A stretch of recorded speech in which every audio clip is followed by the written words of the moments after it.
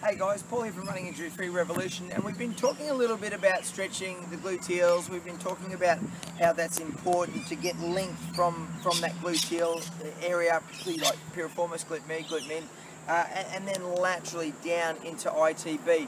What I wanted to do was just quickly talk about piriformis today, because really important muscle, and quite a few little anomalies. Like, not everyone's piriformis is exactly the same, and we're sort of aware that the sciatic nerve runs through that area. In 17% of people, that nerve will actually pass through the piriformis. So whether it does that in whole or in part, it's different for different people. So you want to be aware of it again, because you want to start to release it, because you don't want to get piriformis type of syndrome where the actual sciatic nerve gets a little bit impinged in that area.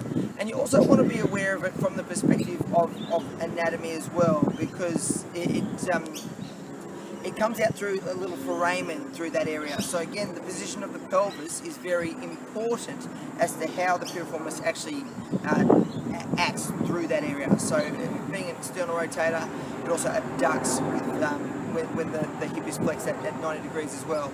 So we want to start to look at gluteals, which we've shown you, but also know how to free up that area. And one of the things that I thought I wanted to show you just quickly is you can trigger point. We've showed you how to do that on a wall. We showed you on a tree.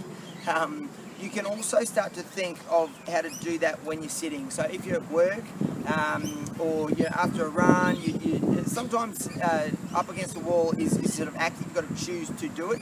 I like to make these as passive as possible, because life's busy, and we know as humans we often sort of forget, or we just don't get the motivation. So make it easy as possible. So one of the ways to do that is, again, you've got to find your piriformis, and basically I find that PSIS. So you know those little knobbles of bone, you see them in board shorts, the two little dimples.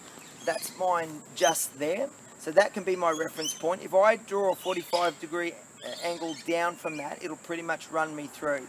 The other way that you can do it is you can find your coccyx, so the base of your coccyx, and you can run your 45-degree angle up, and it'll literally lead you there. So if you actually do both, you intersect, you'll find that spot. So if I want to release that quite passively, I can just get my ball, and this is a little high bounce ball, guys. I've shown you how to use the reflex balls. There's a million different balls you can use. I don't like the tennis balls because they're too diffuse. Most people use tennis balls. I always think if you're using a tennis ball, you kind of don't know your specific points very well, and I want you guys to really know them well. So I'll put it in that spot, and then I'm going to literally sit on it. So I've got him just there, and I can sit on that again. 20 seconds is my baseline. But you can get used to your own body, because what we find is that that sometimes people can sit on them for longer and longer. I know I've sat on a psoas trigger point for like 10 minutes and felt it just, wouldn't give, and at 10 minutes, whack, they just release up. So again, what you can do is start to understand what your body likes and doesn't like. Make sure that you don't have any health conditions. Like if you have lower back problems, get to your doctor before you tried any of this type of stuff. So that's a really, really useful thing to do. The other thing that I'm aware of with sitting as well is just watch your feet position, because commonly, particularly our blokes, but for girls as well, we'll just sit out like that. So we'll externally rotate. Piriformis is an external rotator. So if I do that for half of my working life, then I'm putting piriformis in a shortened position, and oftentimes it'll get tighter and tighter and tighter. So at some point it can start to develop trigger points, it can impinge on that nerve, it can start to cause you issues as well. So be aware. I don't ever get people to be dead straight when they sit, because that's a bit sort of rigid. Again, I like the body to be supple. You can just be in that natural type of position. Just make sure you're not really shortening it up. So be aware of those two things as runners. Look after your piriformis. We've shown you how to stretch it. We've shown you how to release it.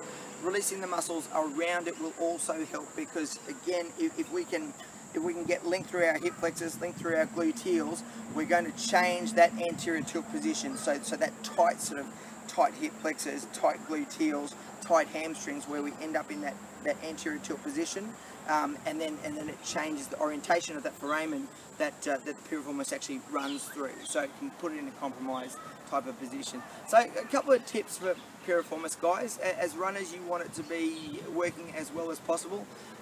Try that out, comfy at all times. If any discomfort, you stop and always check with your healthcare professional before you get into it.